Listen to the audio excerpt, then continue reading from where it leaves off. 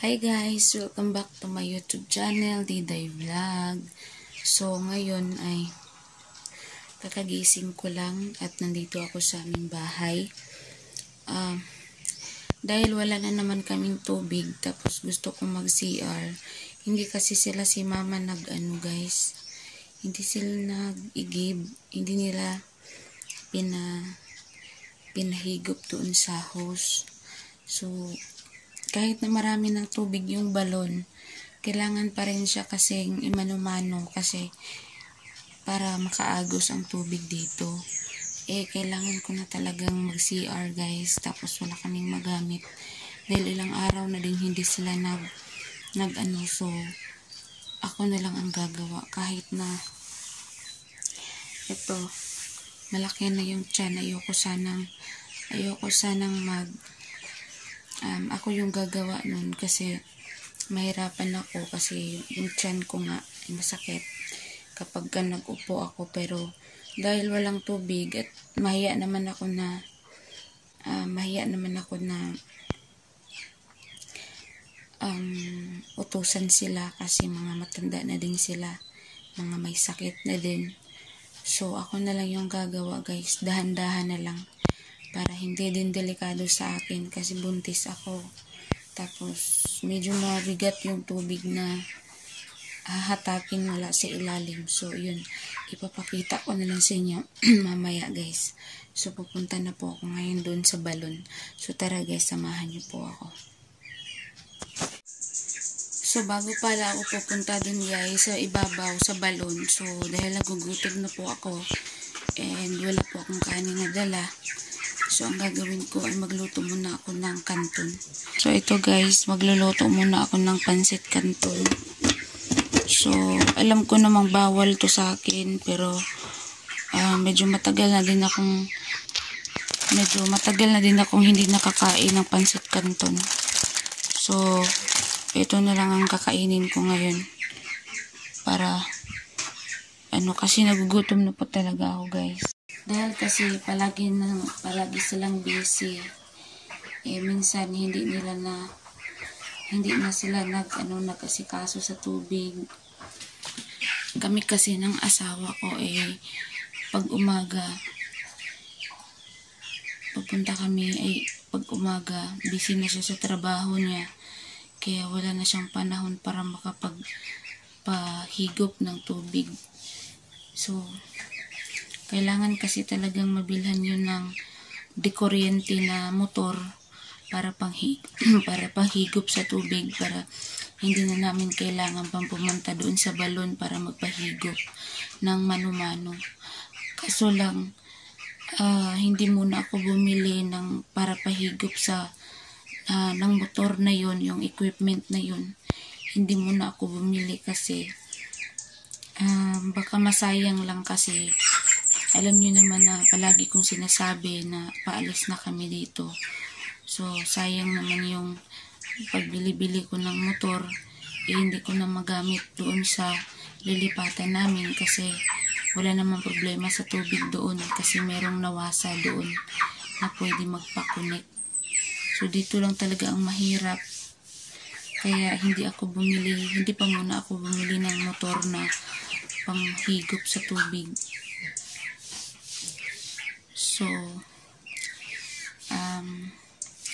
So mamaya guys, ipapakita ko sa inyo kung paano ko siya ginawa na mahirap talaga sa akin kasi malalim na yun. Tapos yung tiyan ko ay masakit na kasi hindi na siya pwede maipit ng basta-basta.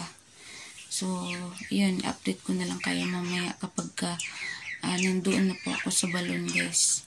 Kasi medyo malayo yun dito sa aming bahay. So, ito guys, luto na po yung pansit canton na niluto ko. So, kakainin ko na lang muna ito bago ako magpunta doon para may lakas po ako maghatak sa tubig kasi gutom na po talaga ako.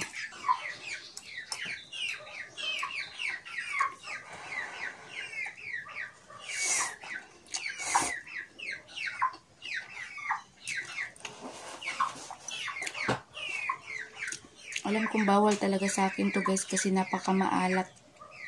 Grabe ang alat guys.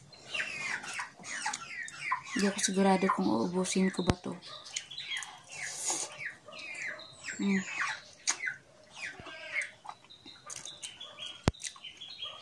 Nung nasa mga first 2 months ko pa kasi, ayoko po talagang maamoy ang pansit canton. Pero ngayon, kaya ko na siyang kainin.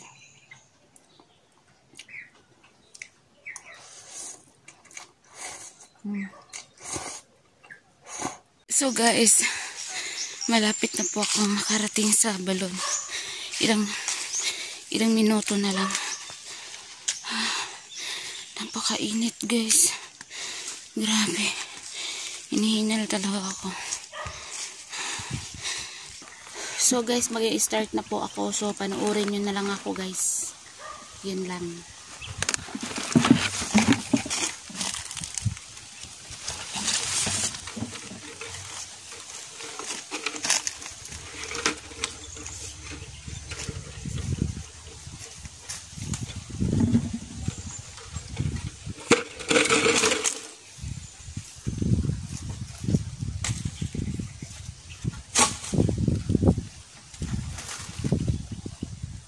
So, kung makikita nyo guys, nagsimula na po talaga ako sa aking gagawin. So, kinuha ko muna yung ginawa naming pantakip doon sa butas kasi ginawa namin yan baka kasi may mahulog at hindi mapansin ng mga tao o baka mahulog sila dyan. Kaya tinakpan na lang namin. Tinakpan na lang namin para siguradong safety. So ngayon ay kinuha ko na yung hose, yung polyethylene kasi yun lang ang walang laman. So ibig sabihin yun ang amin. Kasi guys, matapos kasi namin nilinisan yan, yung mga makapal ang mukha na agad na dyang lumipat. Nung mga panahon na yung lumipat agad, yung mga panahon na naglinis pa kami, wala silang ginawa, hindi tumulong. Ngayon na marami ng tubig yung balon na yan, ayun, lumipat na din sila dyan. Diba napakasana all. So sa totoo lang, hindi talaga sa amin yan. Yung balon, sa uncle ko yan. So, yun na talaga yung nila dati pa. Siguro dahil iniisip nila na mga papa nila yung may-ari sa balon na yan. So, kahit hindi sila tumulong sa paglilinis, easy lang sa kanila na mag-connect dyan. So, 3 hose na pala yung nandyan sa balon guys. Yung sa amin, sa isa kong pinsan at sa isa ko pang pinsan. No? So, makaano lang talaga ba na nung panahon na linisan time, walang tumulong. Pero nung malinis na, marami ng tubig na umagos, marami nang nag-connect, no? So ganun talaga.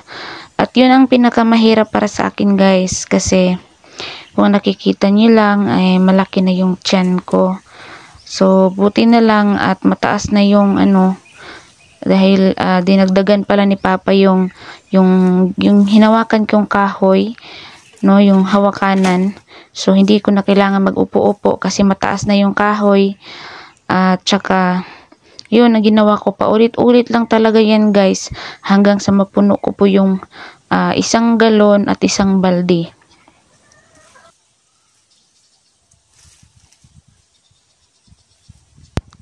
At yun na nga guys, so dahil puno na yung 1 galon at 1 balde, so ngayon ay magsimula na po ako maglagay ng tubig sa polyethylene. Pero bago yun, nagpahid muna ako ng pawis ko kasi grabe talaga yung pawis ko dyan guys, dahil napaka hirap talaga ng ginawa ko. So ngayon ay kinuha ko na yung hose na may bato, yung nakabitay, bato po yan guys. So yun lang ang ginawa ko, nilagyan ko ng tubig yung polyethylene. Kailangan kasi siyang makaubos ng 1 galon bago siya pasuyop doon sa balde. So ayun guys, panoorin nyo na lang muna yung ginawa ko. Naiwan ko kasi yung tripod ko guys, kaya napakalayo ng nalagyan ko sa cellphone, kaya hindi nyo masyadong nakita kung ano yung ginawa ko. Pero yun na nga guys.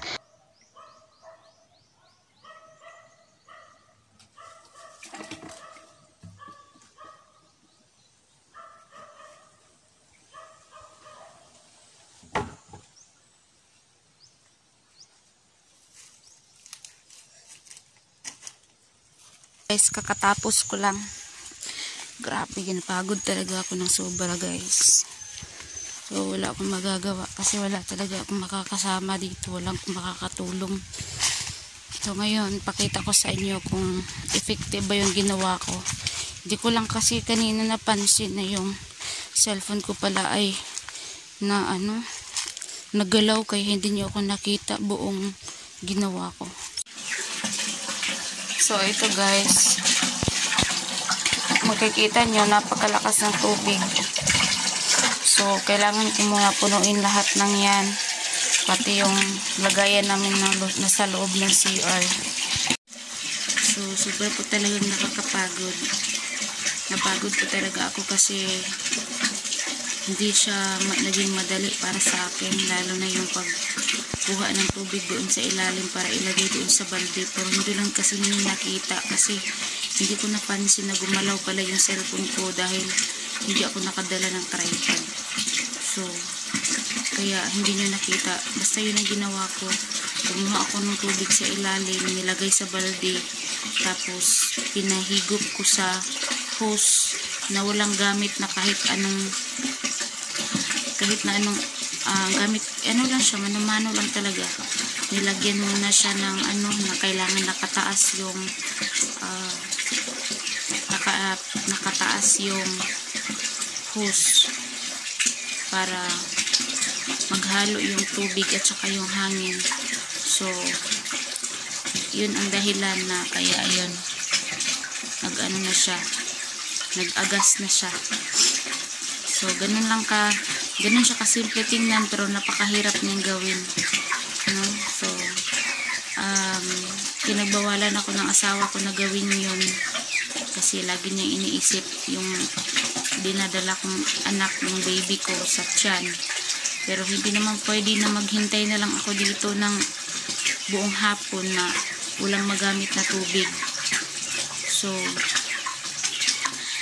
ayun lamang muna guys for today's video. So sana humingi lang po sana ako sa inyo ng konting suporta, na kung nanood ka man dito sa aking video ngayon ay sana po huwag mong kalimutan na mag-subscribe sa aking YouTube channel. At yun lamang po guys, maraming salamat sa panonood. Bye!